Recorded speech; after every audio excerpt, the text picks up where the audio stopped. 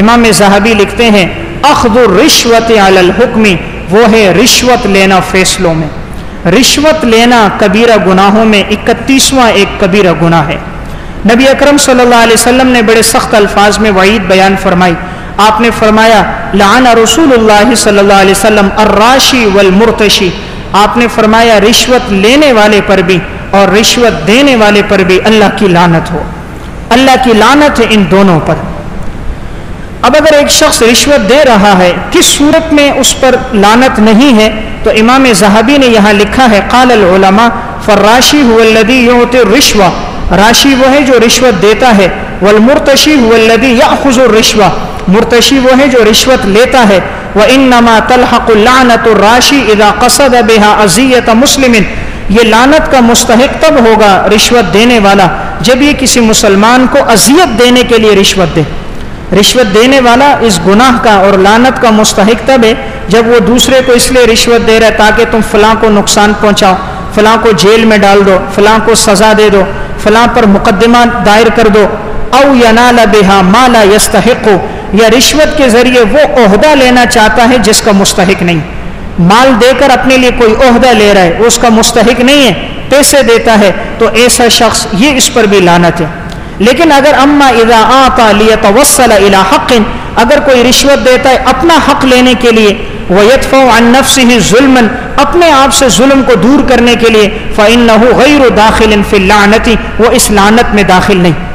ایک آدمی رشوت اس لیے دے رہا ہے تاکہ اس کو اپنا حق مل جائے، اپنا حق نہیں مل رہا یا اپنے آپ سے ظلم کو دور کر رہا ہے تو اس کی اجازت ہے، اس کے علاوہ کوئی دے تو آپ نے فرمایا کہ ان دونوں پر اللہ کی لعنت ہے۔ آپ صلی اللہ علیہ وسلم نے تو یہاں تک فرمایا کہ اگر ایک آدمی کسی کی سفارش کرے، سفارش کی اس کا کام ہو گیا، اب اگر وہ اس کو ہدیہ دیتا ہے تو آپ نے فرمایا یہ ہدیہ نہیں، یہ سود کے بڑے دروازوں میں سے ایک بہت بڑا دروازہ ہے جس سے وہ اندر داخل ہو گیا، یعنی یہ اس کو ہدیہ نہیں دے رہا، یہ تو رشوت دے رہا ہے کہ اس نے اس کی سفارش کی تو یہ سفارش پر اسے دے رہا ہے۔ تو آپ نے فرمایا من شفع لرجل شفاعۃ، جس نے کسی کی سفارش کی فاہدى له علیہا ہدیۃ، اور دوسرے نے اس کو ہدیہ دیا، فقد اتى بابا کبیرا من ابواب الربا، اس نے اتنا بڑا گناہ کیا گویا سود کے دروازوں میں سے ایک دروازے میں یہ داخل ہو گیا۔ اس لیے اگر کوئی آپ سفارش کرے اور کوئی اس کے بعد آپ کو دے تو وہ ہدیہ نہیں ہوتا، وہ بھی رشوت ہوتی ہے، اس لیے کہ وہ سفارش کی وجہ سے دے رہا ہے، کہ اگر سفارش نہ کرتا تو یہ اس کو نہ دیتا، اس لیے آپ نے فرمایا یہ کبیرہ گناہ کا ارتکاب کر رہا ہے۔ اس وقت ہمارے معاشرے میں یہ گناہ بھی بڑی تیزی کے ساتھ پھیل رہا ہے۔ سلف اس گناہ سے اتنا بچتے تھے، اگر ان سے کوئی کہتا ہماری سفارش کرو اور ساتھ ہدیہ لے آتا، فوراً ہدیہ واپس کرتے، سفارش کرتے تاکہ اس کا اجر مل جائے۔ یہاں امام ذہبی نے ایک واقعہ لکھا، امام اوزاعی کے پاس ایک نصرانی آیا اور کہنے لگا کہ فلاں علاقے کا گورنر آپ کی بات سنتا ہے، آپ اس کو خط لکھو تاکہ وہ میرے ٹیکس میں کچھ کمی کرے، میرے اوپر ٹیکس زیادہ لگایا ہے۔ اور وہ امام اوزاعی کے لیے ایک مٹکا شہد کا بھر کے لایا تاکہ امام اوزاعی ان کی سفارش کریں۔ تو امام اوزاعی نے کہا یہ مٹکا واپس لے جاؤ، میں ویسے سفارش کر دوں گا، تم اس بہانے مجھے رشوت دے رہے ہو۔ تو مٹکا واپس کر دیا، ویسے سفارش کر دی کہ ان پر جتنا ٹیکس بنتا ہے اتنا ہی لیا جائے، اس سے زائد نہ لیا جائے۔ تو سلف اس معاملے میں بڑے محتاط تھے۔ رشوت لینے والے کی مثال کس کی ہے؟ رشوت لینے والے کی مثال روایات میں مختلف لوگوں کے ساتھ آئی۔ نمبر ایک، رشوت کھانے والے کی مثال کتے کی ہے۔ دیکھیں کتے میں اور رشوت کھانے والے میں بڑی مناسبتیں ہوتی ہیں۔ جس طرح کتا ہر جگہ کو سونگھتا ہے، جہاں سے گزرتا ہے زمین کو سونگھتا جاتا ہے، کہیں سے کچھ مل جائے، رشوت لینے والا بھی ہر ایک کو روکتا ہے کسی سے کچھ مل جائے، ہر ایک سے اسے طمع ہوتی ہے، امیر ہو غریب ہو، تنگ دست ہو مالدار ہو فقیر ہو، وہ چاہتا ہے کسی سے کچھ مل جائے۔ جس طرح کتا ہر چیز کو سونگھتا ہے، یہ بھی ہر ایک سے رشوت لینے کی طلب میں ہوتا ہے۔ نمبر دو، جس طرح کتا دم ہلاتا ہے، اگر کوئی اس کے سامنے ٹکڑا ڈال دے، بوٹی ہڈی ڈال دے، کو کتا دم ہلائے گا۔ رشوت لینے والا بھی جب کوئی اس کے منہ میں یہ نوالا ڈال دیتا ہے رشوت کا تو اس کے سامنے دم ہلاتا ہے، اس کے کام کاج کرتا ہے، اور کوئی رشوت نہ دے تو اس کے ساتھ سیدھے منہ کی بات بھی نہیں کرتا۔ نمبر تین، جس طرح کتے کو اپنے ہم جنسوں سے بڑی نفرت ہوتی ہے، اگر دوسری جگہ کا کتا اس جگہ آ گیا تو اس علاقے کے سارے کتے اکٹھے ہو کر بھونکتے ہیں، کہ بھئی یہ وہاں سے یہاں کیوں آ گیا، ہمارے حدود میں کیوں داخل ہوا. اس طرح رشوت لینے والا اگر دیکھ لیتا ہے کوئی دوسرا بھی رشوت لے رہا ہے تو اسے بڑا غصہ آتا ہے کہ یہ کیوں رشوت لے رہا ہے، میرے حق پر یہ ڈاکہ ڈال رہا ہے. تو رشوت والا اس کو پسند نہیں کرتا. جس طرح کتے میں یہ بات ہے کہ اگر اس کو ہڈی نہ ڈالو تو بھونکتا ہے، اسی طرح رشوت لینے والے کو اگر منہ میں ہڈی نہ دو تو یہ فوراً ہی کیس کر دیتا ہے، کسی مقدمے میں پھنسا دیتا ہے، کسی نہ کسی قانون کے اس میں اس کو گرفتار کروا دیتا ہے. تو اس لیے رشوت والے کی مثال کتے کی ہے. کتا دیکھے حلال نہیں کھاتا، حرام پہ چھپٹا مارتا ہے. کتے کے سامنے حلال گوشت بھی رکھیں، حرام بھی رکھیں، اس کی فطرت بدل گئی ہے، وہ حلال کی طرف نہیں جائے گا، حرام کی طرف جائے گا. رشوت لینے والے کی فطرت مسخ ہو جاتی ہے، وہ حلال تنخواہ پہ گزارا نہیں کرتا، وہ حرام پہ چلتا ہے. جب تک نہ لے تو وہ کہتا ہے کہ ہمارا گزر نہیں چلتا، گھر کا چولہا بجھ جائے گا، بیوی بچوں کے اخراجات ختم ہوں گے اگر میں رشوت نہ لوں. رشوت دینے والے کی مثال ایک اس فاحشہ عورت کی ہوتی ہے، بے حیا عورت کی، جو اپنی جسم فروشی کرتی ہے تاکہ زیب و زینت اس کو مل جائے. جسم فروخت کرتی ہے، اس مال کے ذریعے وہ زیب و زینت کرتی ہے، فحاشی اور یعنی بے حیائی کو پھیلاتی ہے. اسی طرح رشوت والا رشوت لیتا ہے تاکہ اپنے ارد گرد لوگوں کو جمع کرے جو اس کی سیکورٹی کریں، اس کی حفاظت کریں. تو جس طرح وہ اپنے اوپر زیب و زینت کرتی ہے لوگوں کو اپنی طرف متوجہ کرنے کے لیے، یہ بھی اسی طرح رشوت کیوں لیتا ہے تاکہ اپنے ساتھ ایسے لوگوں کو جمع کرے کہ لوگوں کی اس کی طرف توجہ ہو جائے. اسی طرح رشوت لینے والے کی مثال بھکاری کی ہے. جس طرح بھکاری جو ہے وہ ہر ایک سے مانگتا ہے، اسی لیے ایک چھوٹا بھکاری ایک علاقے میں آیا تو اس نے بڑے سے پوچھا بھیک کس طرح جمع ہوگی. تو بڑے نے اس کو مشورہ دیا، ہر ایک سے مانگو، ہر وقت مانگو، ہر چیز مانگو. کہا ان 3 اصولوں پر عمل کرو بھیک زیادہ جمع ہوگی. ہر ایک سے مانگو، ہر وقت مانگو، ہر چیز مانگو. رشوت لینے والے کا بھی یہی کام ہوتا ہے، ہر ایک سے لو، ہر چیز لو، ہر وقت لو. رات کا اندھیرا ہو یا صبح کی روشنی ہو، تہجد کا وقت ہو یا اشراق کا وقت ہو، جمعے کی نماز ہو یا فجر کی نماز ہو، اس پر کوئی اثر نہیں پڑے گا. وہ دیکھ رہا ہے مریض کو ہسپتال لے جا رہے ہیں لیکن اسے رشوت چاہیے. آج کی قوم نے رشوت کا نام بدل دیا، رشوت کا نام رکھا ہے چائے پانی. تو یہ نام بدلنے سے حرام چیز حلال نہیں ہوتی. اب کوئی اگر ایک بوتل میں شراب ڈالے اور اس پہ لکھ لے لبنن خالصن، یہ خالص دودھ ہے، تو نام سے اس کی ماہیت تبدیل نہیں ہوگی. آج ایسی اس قوم کا لاوا ایسا بگڑ گیا کہ بانی پاکستان کا نام استعمال کرتے ہیں رشوت میں. جہاں اگر کام کرنا ہوتا ہے تو کہتے ہیں کام تب ہوگا جب جناح صاحب کی سفارش ہوگی. کام تب ہوگا جب جناح صاحب کی سفارش ہوگی. جس جناح صاحب نے اتنی قربانی دی اور ایک ملک فراہم کیا، آج اس کا نام استعمال ہوتا ہے کہ اگر وہ جناح صاحب سفارش کرے گا یعنی نوٹ ہوں گے، پیسہ ہوگا تو کام ہوگا، جناح صاحب کی سفارش نہیں تو کام نہیں ہوتا.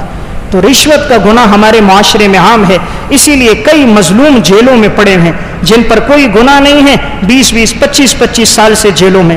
چند دن پہلے میں نے ایک اخبار میں پڑھا 45 سال کے بعد ایک شخص رہا ہوا اور اس کے جیل میں صرف اس لیے ڈالا گیا تھا، کہا یہ رات کے وقت روڈ پہ گھوم رہا تھا، کوئی جرم نہیں تھا، ڈالا گیا.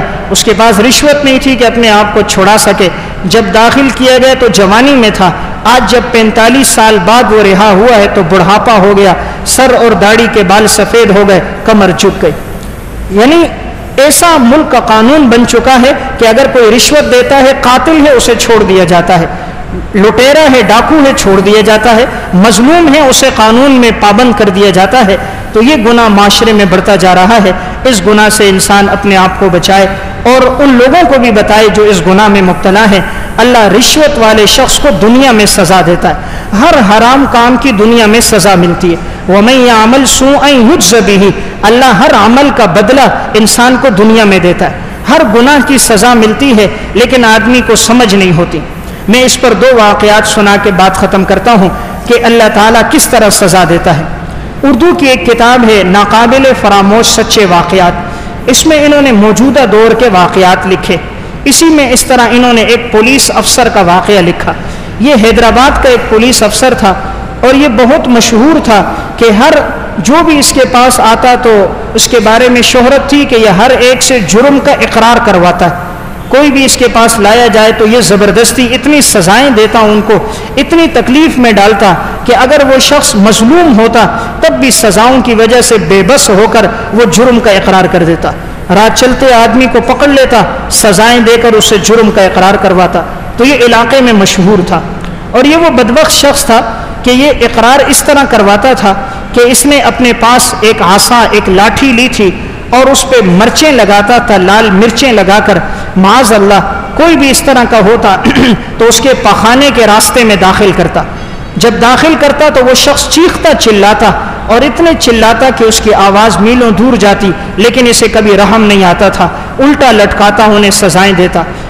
اب یہ علاقے میں مشہور تھا کہ یہ مجرموں کو پکڑتا ہے، پکڑتا تو نہیں تھا، مظلوموں سے جرم کا اقرار کرواتا تھا۔ اللہ کا قانون ہے، اللہ ہر ظالم کو ڈھیل دیتا ہے، اللہ ہر ظالم کو ڈھیل دیتا ہے، لیکن معاف کبھی نہیں کرتا۔ تاریخ انسانیت گواہ ہے، اللہ نے کسی ظالم کو معاف نہیں کیا، دنیا میں سزا۔ یہ جو لوگوں کو سزا دیتا تھا، ان کی شرمگاہ میں عصا داخل کرتا تھا، اللہ نے اس کو کیا سزا دی؟ چند مہینے گزرے، اب اس کی حالت یہ تھی کہ اس کے پخانے کے راستے میں بھی اسی طرح جلن ہوتی تھی، یہ بھی اسی طرح چیختا جس طرح وہ مظلوم چیخا کرتے تھے، اور یہ اپنے جسم کو زمین پہ رکھ نہیں سکتا تھا، اس کا نچلا حصہ جیسے لگتا تھا اس کی چیخیں نکل جاتی تھی، نہ یہ بیٹھ سکتا تھا نہ یہ لیٹ سکتا تھا۔ علاج کے لیے امریکہ تک گیا، ہر قسم کے ڈاکٹروں کے پاس، طبیبوں، حکیموں کے پاس، لیکن اس کی بیماری ٹھیک نہ ہوئی۔ اب یہ رات کو سوتا کس طرح تھا کہ اس نے اپنے ایک ہاتھ میں رسی ڈالی تھی، دوسرے میں، اور چھت کے ساتھ اپنے آپ کو باندھا ہوا تھا، اور اس طرح یہ لیٹتا تھا، زمین پہ نہیں لیٹ سکتا تھا کیونکہ جسم زمین سے جیسے مس ہوتا اس کی چیخیں نکل جاتی تھیں۔ تو جس طرح دوسروں کو اس نے سزا دی تھی کہ ان کے پخانے کے راستے میں عصا داخل کی، اللہ نے اس کے پخانے کے راستے میں بھی وہی بیماری لگا دی۔ تو یہ رشوت لے کر یہ کام کرتا تھا، مظلوموں کے اوپر دباؤ ڈالتا، انہیں سزائیں دیتا، اللہ نے ظالم کو سزا دی۔ اس لیے رشوت ایک بہت بڑا گناہ ہے، اس گناہ سے انسان اپنے آپ کو بچائے، کبھی مال اور دولت کے حرص اور ہوس میں کسی کے اوپر اس طرح کا ناجائز ہاتھ نہ ڈالے، نہ کسی پر ظلم کرے، ورنہ اللہ کی گرفت بہت سخت ہے، اللہ تعالیٰ ظالم کو دنیا میں سزا دے دیتا ہے۔ انہوں نے اس میں ایک اور واقعہ بھی نقل کیا، یہ واقعہ پیش آیا پنجاب کے ایک علاقے میں، وہاں ایک شخص کا ایک ہی بیٹا تھا اور اس کا نام اس نے رکھا تھا مولا بخش، بیٹے کا نام تھا مولا بخش۔ اب اس شخص کی بہت بڑی زمینیں تھیں، تو جب اس کے انتقال کے بعد یہ ساری زمینیں اس کے بیٹے کے حصے میں آئیں تو وہاں کے چند لوگوں نے دیکھا کہ اتنی بڑی جائیداد اس کے پاس موجود ہے اور اس کا کوئی وارث نہیں، تو کہا اس کو قتل کر دیتے ہیں تاکہ یہ ساری جائیدادیں ہمارے حصے میں آ جائیں۔ تو عید الاضحیٰ کی شب تھی، اب یہ جو شخص تھا مولا بخش، یہ بازار گیا، سودا لے کر آ رہا تھا، ان کا گھر ایک دیہات میں تھا، گھوڑے پر جب یہ سودا لے کر آ رہا تھا تو علاقے کے اندر 4 آدمی تھے، انہوں نے کہا آج اس کو ہم قتل کر دیتے اور اس کی لاش کو سمندر میں بہا دیں گے اور جتنی اس کی جائیداد ہے اس پہ قبضہ کر دیں گے۔ اب جب یہ اپنا سامان لے کر جنگل سے ہوتا ہوا علاقے آ رہا تھا تو یہ لوگ جنگل میں تھے، آ کر اس کی سواری کو روک دیا، روکتے ہی چاروں کے پاس اسلحہ موجود تھا، اسے اتارا اور قتل کرنے لگے۔ اس شخص نے منت سماجت کی، معاف کر دو، قتل نہ کرو، میری سواری لے لو، میری جائیداد لے لو۔ انہوں نے کہا نہیں، تجھے قتل بھی کریں گے، تیری جائیداد بھی لیں گے۔ تو اس نے کہا مجھے 2 رکعت نماز پڑھنے کا موقع دو۔ تو اس مولا بخش نے مصلی بچھایا 2 رکعت نماز پڑھی، اللہ سے مدد مانگی۔ اب جیسے ہی یہ سجدے میں گیا تو ان ظالموں نے یہ کیا کہ ان کے پاس بڑی بڑی لاٹھیاں تھیں، انہوں نے ایک لاٹھی کو سجدے کی حالت میں اس کے گردن کے نیچے رکھا، ایک لاٹھی کو اس کی گردن کے اوپر رکھا، چند آدمیوں نے یہاں سے دبایا، چند نے وہاں سے جو زور سے دبایا تو اس کی زبان باہر نکل گئی، سانس بند ہو گیا، وہیں انتقال ہو گیا۔ انتقال کے بعد انہوں نے گھوڑے کے اس کو جسم کے اوپر روندا، گھوڑے کے اس کو جسم پہ چڑھایا اور پھر اس کی لاش اور گھوڑے کو قتل کر کے اس گھوڑے کو بھی سمندر میں پانی میں بہا دیا۔ اب یہ لوگ اس کا ساز و سامان لے آئے اور کہا آج ہم اس کے سامان پہ بھی قبضہ کریں گے اور جو اس کے مال اور دولت ہے وہ بھی ہمارے قبضے میں آ جائے گی۔ چند ایام گزرے تھے، اب اللہ نے ان سب کو سزائیں دی، وہ اس طرح سزا دی، ان میں سے ہر ایک کے موت کا وقت آ رہا تھا۔ اور جو بھی موت کا وقت آتا تھا، ان جتنے لوگ اس قتل میں شریک تھے تو موت کے وقت یہی کہتے تھے، ان کی زبان پر ایک ہی جملہ تھا، مولا بخش ہمیں معاف کر دے، مولا بخش معاف کر دے، مولا بخش ہمارے جسم پہ گھوڑوں کو نہ لے کر چل، ہمیں معاف کر دے۔ یوں ہاتھوں کا اشارہ کرتے، بس کر بس کر، گھوڑا آگے نہ لا، آگے نہ لا، آگے نہ لا۔ لوگ کہتے پتہ نہیں یہ کیا کہہ رہے ہیں۔ جب ایک کا انتقال ہوا، جب اس کے جسم کو جیسے ہی قمیص اور شلوار ازار اتاری گئی غسل دینے کے لیے، تو دیکھا گیا واقعی اس کے جسم پر گھوڑوں کے کچلنے کے نشانات تھے۔ یعنی اللہ نے موت سے پہلے ان کو یہ سزا دے دی، جس طرح انہوں نے اسے قتل کیا تھا، ان کی سزا بھی یہ تھی کہ ان کی زبانیں باہر نکل آئی، چہروں کے رنگ تبدیل ہو گئے اور جسم کو گھوڑوں نے مس کر دیا۔ جتنے لوگ تھے سب کے سب کو اللہ نے چند مہینوں میں یہ سزا دے کر اور معاشرے والوں کو بتا دیا، یہ وہ لوگ تھے جنہوں نے یہ قتل کیا تھا، یہ گناہ کیا تھا۔